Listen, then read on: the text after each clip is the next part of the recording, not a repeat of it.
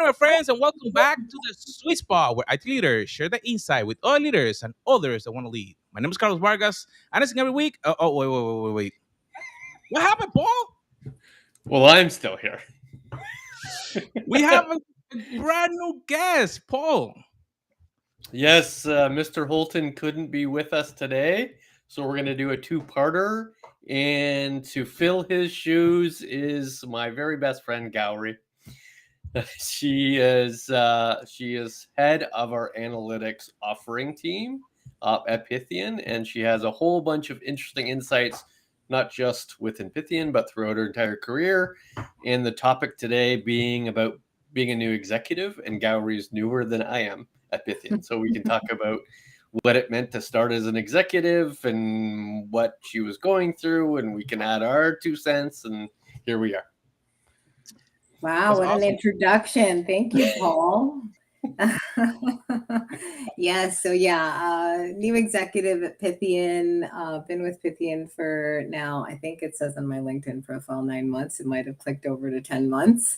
So Nice. very excited to be with Pythian and talk about my experience for sure and my career overall. Perfect. So, Paul, something before we start into the topic, we need to let our audience know our brand new website is up. So we have been working hard to get everything, and Paul disappeared. I had to change the look of this. Paul is now under his image. I'm But right we have- there. You can see me. There we go. And that There we way go. you look better. So we have our new website. Go to the sweetspot.co where you can see all our episodes. You can see, then join our newsletter. We're adding additional content that we have created across the years. I was looking, Paul, we have created over, I think, close to 80 to 90 hours of Wow. actual technical leadership content that never before was available. Wow. Never before seen footage. Look at this. Yeah, so Authored footage. That's pretty good. Nice. Good. so one of the cool things that we know the topic, but we always try to jump into it. And I'm thinking like a new executive plan. I was looking, because what is truly an executive plan? Because we have audiences or people in our audience that are brand new, that they just got into being an executive or a technical leadership position. Others may have been in their position for a long time, but they probably were not doing a lot of planning because they were doing the same thing that was done before, and they were just handed something. Hey, follow this, and they were like, okay, I'm new. I don't know what to do. So, can we start there? What is an executive plan? Yeah, that's a good question. Yeah, I was thinking about this as Howard introduced the topic a couple of days ago, and I was less sure whether he meant I've just become an executive, right? I've gone from a senior director to a VP, or I've just started as an executive at a new company. And I have to think my 30, 60, 90 plan is different either way, but let's try to tackle both of those topics. So Gowrie, let's tackle the easier one first, I think. You're an existing executive, as you have been for several years, and you've joined Pythian as an executive. What were your first thoughts? Like, don't worry about your plan, but what was the first thing you did on the first day? And then we'll start to go from there. First day or first few months. I think let's talk about the first few months. So I think the first 30 days definitely was a orientation to what the organization was trying to achieve and understand the goals and objectives around what we had articulated as our strategy already. So understanding that was important, because then really filling that in with gaps or my experience as to, is this direction good, and how can I contribute to it? or if I see certain areas that we can improve on and add and kind of spitball ideas on changing a little bit, right? So how we can kind of have that conversation on change and tackling that was really understanding the culture of the organization as well. So some organizations are open, they're wide open with, hey, let's change our strategy, let's look at it, let's revisit it. And some organizations kind of build up a concrete plan over kind of the later part of the prior year into the next, and they stick to it, right? They do revisit it from shifts in external forces, but really stick to that strategy because they don't want to deviate it. Lots of other things are happening around that strategy, and they don't want to orient away from it. And understanding that level of organizational openness to strategizing is very important in the first 60 days into the like from the 30 to 60. And then contributing to that strategy and what works within the organization over the 90 and later part of your starting point is important as well, right? So what kind of messaging will resonate with the team and how, and figuring that out, I think, is the next part of that start time frame. So understanding the organization, understanding the strategy and how to influence it, I think definitely is a purview that a leader needs to acknowledge and then kind of start to influence as they progress. Do you think you're prescriptive? In other words, do you use the same kind of process every time, or are you much more adaptive where you get a sense in the first couple of weeks, and then from there, your plan evolves over the next 90 days. And I say that because I'm very, very prescriptive, which is not shocking to Carlos. Yeah, I think you have to. I have a 30, 60, 90 in my head, and I use it every single time. But is that your approach, or are you much more, you'll wait and see what the current situation looks like first? I am open. I am, I have experience kind of plays as well. Like I have templates and things that I kind of gravitate to, approaches, frameworks that I have seen work in the past that and have worked for me that I try to use in the organizations. But I also listen, right? Like I think it's very important to see how the organization works, what their orientation is, what the current leadership's level of receptiveness is to different approaches as well, and the builtness of those approaches. Some leaders want you to build out something as a proof of concept and go with it, and some want to be involved in the build. Right, so that kind of approach of feeling it out, seeing how various leaders within the organization like to work is important, and then kind of leveraging the toolkit of things that you've worked with in the past is also important to kind of put in place at that point. I'm thinking you share Howard's perspective. He's normally pretty adaptive versus prescriptive, but I'll describe my prescriptive methodology here. It's less about documents, templates. It's much more about the kind of information that I think is valuable in the points of time. So the first 30 days for me is both a combination of listening to the culture, like listening to how people are interacting with each other, listening how the individuals are interacting with executives, and so on and so forth. It's also getting a much deeper understanding of the business model. So I kind of balance what I hear and how people work with how the business actually makes money, how it actually spends money, how it perceives its customers, how it perceives its stakeholders, what it believes its value proposition is. In fact, one of the goals of the first 30 days for me is the elevator pitch, right? Can I perfect the 30 seconds, right? When somebody asks me what I do and who I work for, do I have the 4, 5, 6 sentences to make that happen? That's kind of the first 30 days for me. So both the informal org chart, the the formal org chart, the communication paths, how the business works, and then finally the elevator pitch. That's kind of the first 30 days.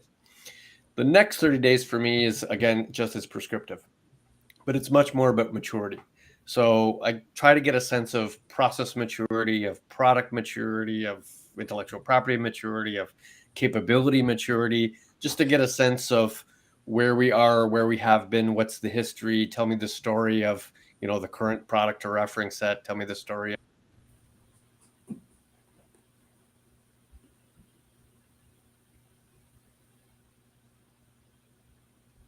and where we think we should be, but why it is true. And then finally, the next 30 days is taking how I now appreciate how the culture works and the communication, where I see the maturity, and start to draw out or straw man what I think the future might look like. Like, what's the next 3 years look like? What's sort of the future roadmap of that? And it's not a product roadmap per se, unless I'm leading a product organization, but it might just be an organization roadmap, right? To say, here are some gaps and overlaps that we think we should address. Here's some maturity that we think we could gain. Here's some other things that I might be able to bring to the table in terms of skill set or people that know, all those kind of things, and put that in a document, right? Some sort of strategy document. It might be a 10-pager, it might be a 50-pager, depending on the role of responsibility. But that's kind of the three things I try to do in that order. Does that resonate, or is that too prescriptive for you? Is that too much of a box? No, that totally makes sense. That approach of hearing what the culture is and then aligning to it definitely is something that makes sense from my perspective. Culture is very important, and going from large firm mentality where everything is kind of done very building block and research driven, and like smaller organizations, I think there is a little bit more anecdotal type, hey, this is the direction we go in because I feel that way. Or Right. my experience lends itself to go in this direction, versus the very R&D focused. We've done all this research, we are kind of continually researching and feedback looping into that research, and here's our decision based on, we're presenting kind of options to the leadership based on that R&D, and then they select it in a very informed way. And that's a hard machine to get going in organizations that either have it partially, or have that very directive type approach from leadership, and experiential approach from leadership. R&D is good when it's working. I think the level of R&D, to build that up to a level where an organization can trust it as an arm to inform the direction and strategy for leaderships to lean on, and then kind of have that gut feeling or that experiential weight put on those decisions.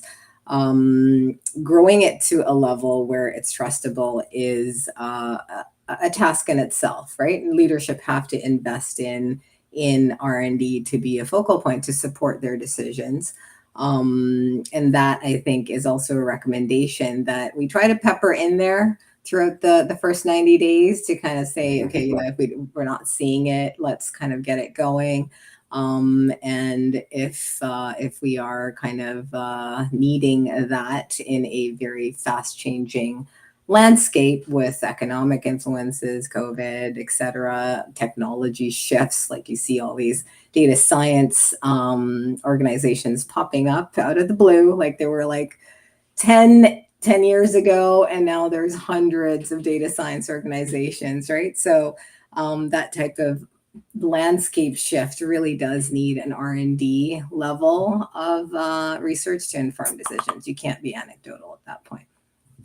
Right. So what's easier or better, or your what you believe is better for you? A large organization being an executive in a very niche topic, i.e., you're the vice president of this particular product's marketing team, or vice president of an offering solution that effectively creates a P&L ownership over everything.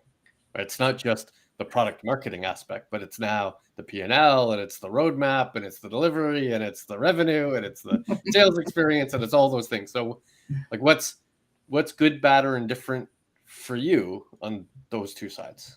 Good question, Paul.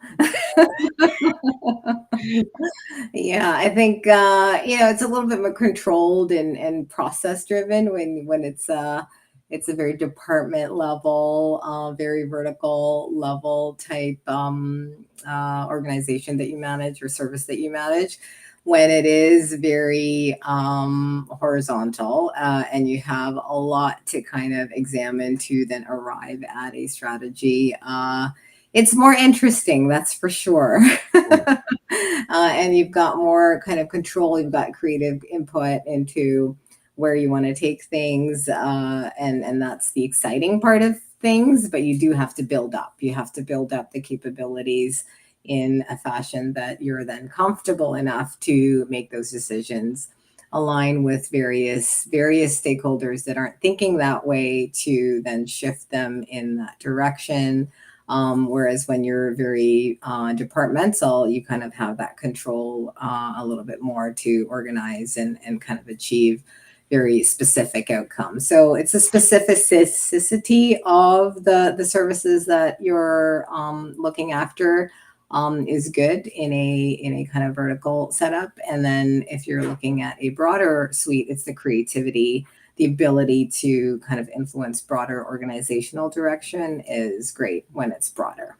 And you're exercising different skill sets, right? So when you're the VP of a specific product, just the product marketing aspect of it, you're honing your product marketing skills, right? You're getting deep and dirty and detailed on a very specific go-to-market, even if the audience is, measured in billion-dollar revenues, right? It's very specific to a trade versus, being a general manager in many ways of the product and a smaller organization, you now have to exercise not a detailed product knowledge, but a very different sort of set of stakeholders, right? It's not just the actual clientele, but it's sales and marketing and delivery and CIO team and all those, the R&D team. It's a very sort of, it's a highly negotiated position versus a highly detailed, skilled, single skilled, position.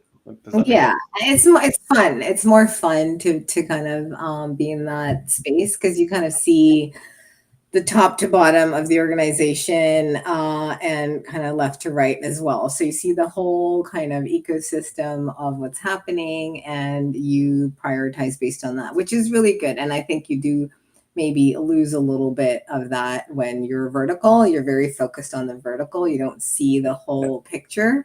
So it's definitely a more broader purview that you have when you're in that type of role. And I enjoy this aspect of it. It's just fun to have the conversations with various stakeholders at different levels, right? But usually, when you get into conversations around strategy and, this is the reason why we need to move in this direction, people are very open. There is a openness because they see it's backed up with, there's a lot of folks in the market doing this. It's successful. And this is the reason why we need to go in this direction, right? So it's not kind of that gut feel. It is kind of backed up by research, and you're influencing with a lot of research and knowledge base to influence, right? So I think in that vein, pulling the organization up in that direction, you're allowed to do that with a broader kind of mandate.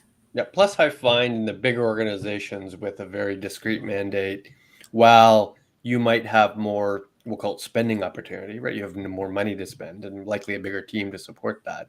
You're put in a box, right? You probably won't get an audience with the CEO, Whereas in a much smaller organization, you get many audiences with the CEO when you need to, right? And when you get an audience with the CEO, you have a much better appreciation for what the business plan is, what the business plan will be, what our organic and inorganic plans might look like. Whereas you wouldn't necessarily have any of that information in a much bigger organization. You're much more focused on the success or failure of the individual product in front of you. And yes, you going from VP to SVP effectively gives you a single product to a product line or a product platform. But again, it's still pretty pigeonholed to the work you're doing in that particular area, which is interesting. Which suggests back to the point of the pod here is, does the 30, 60, 90-day plan for a bigger niche role versus a smaller organization with a broad mandate, are those plans different? Yeah, I think definitely, but we've all seen kind of the cascading strategy, right? We've got the strategic goals from an organization level, cascade to every department, and is governed by that overall strategy. And it really does speak to the importance of setting direction organizationally, and the importance of setting that direction, right? So whether it's a small organization or larger organization, the strategy and direction setting then influences that departmental activity that everyone's going to work towards, arrowhead towards, and try to achieve, right? So that department has that level of purview. They may not influence strategy as much, but they're working towards that level of strategy.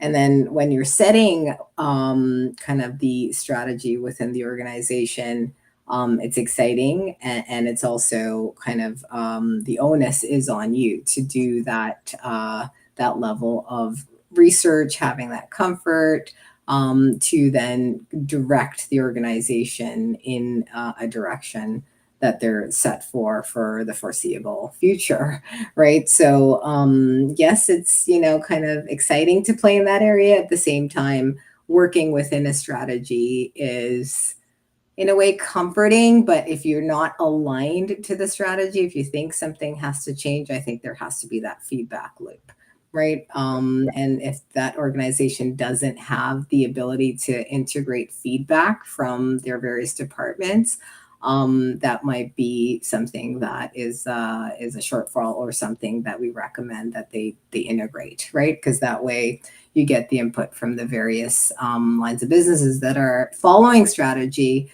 but may have feedback on how to do things better. That and there's big boulders to move, right? In a big organization, especially an existing big organization, there's already a roadmap, right?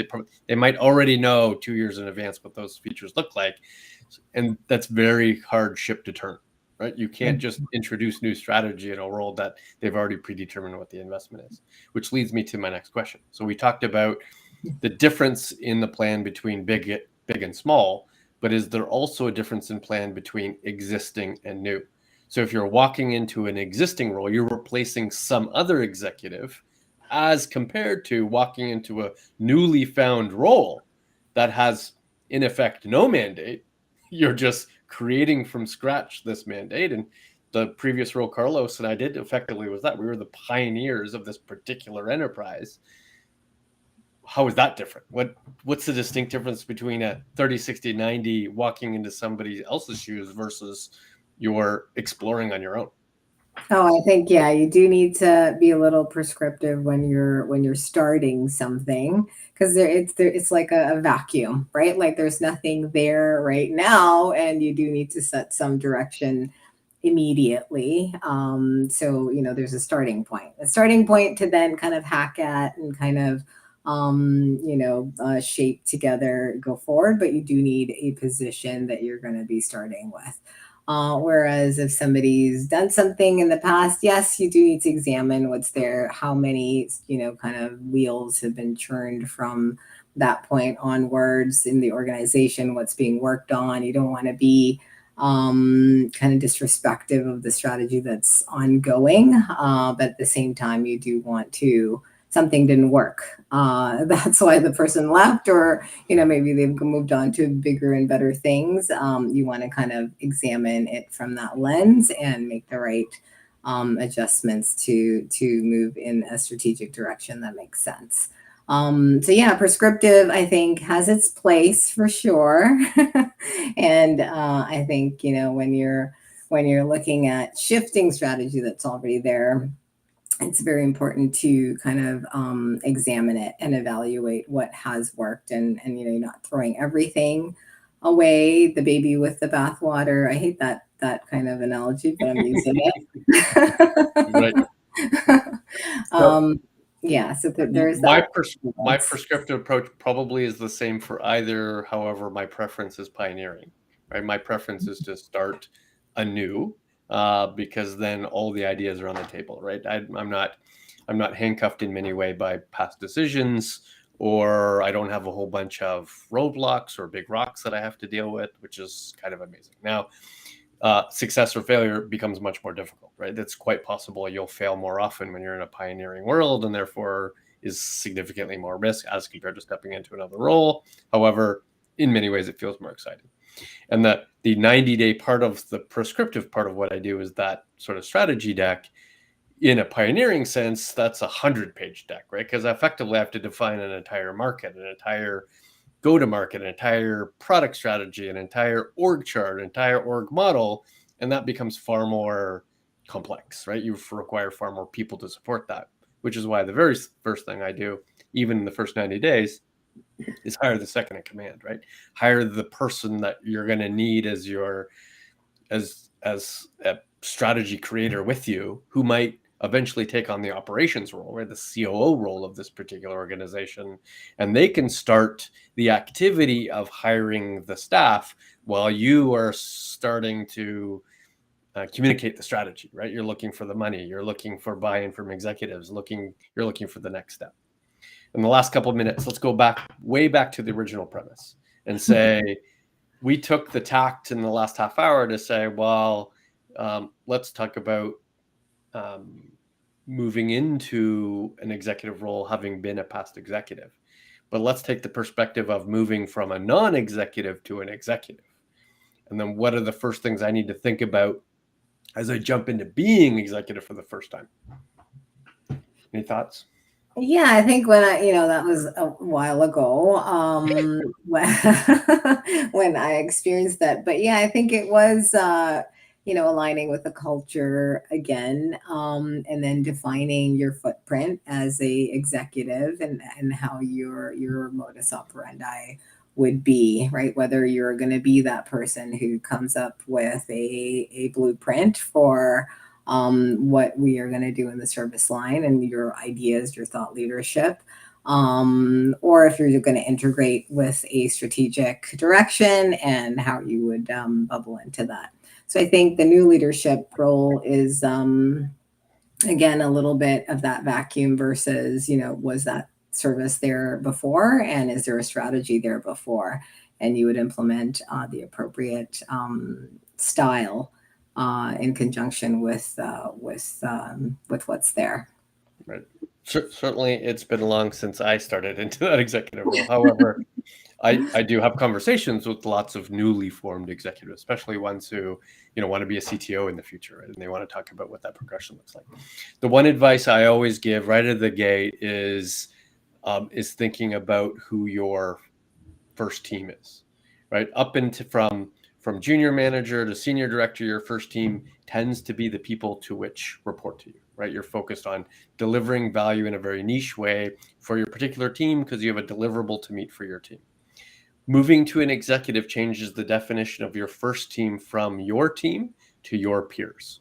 So as soon as you're executive, it's not about the success of your team, but it's the success of the organization by how you're influencing and providing value to the rest of your peers, right? That's a pretty substantial shift. It's not easy to do. It's not a flip of the coin. It's not a month's worth of effort. It might take years for you to progress to that, but that is pretty big, substantial difference between the manager and the executive. What do you think about that? Does that resonate? Love it. Totally. And setting the tone, right? Whether you're going to empower the team, whether you're going to be somebody who's not so collaborative, right? So I think setting the tone for the team and empowering the team so important when you move into leadership roles as well, whether it's net new or something that you're stepping into, and building that trust with the team and allowing them to flourish as well. So I think that's a great note to end on, if you agree. Carlos, that was a solid 30 minutes. That was solid 30 minutes. I'm gonna do a full transcription. There's a lot of gold nuggets, and I know that the Ooh. audience will wanna get the transcription. Uh, it's interesting because always you think that the team is technically who's probably under you if you're leading. But like you said, when you get to a certain level, it's not just you alone, it's how you really impact the whole organization. Because if you succeed alone and you don't help anyone else, everybody else is going to be upset with you. So I think that that's a great point to finish this part one. Make sure that you tune in next week when we go into part two of this new executive plan 30, 90, 60 podcast. So, my friends, it's Or an even honor a different order. over different order. So Time make sure, travel. make sure that you subscribe, and we'll see you on our next episode.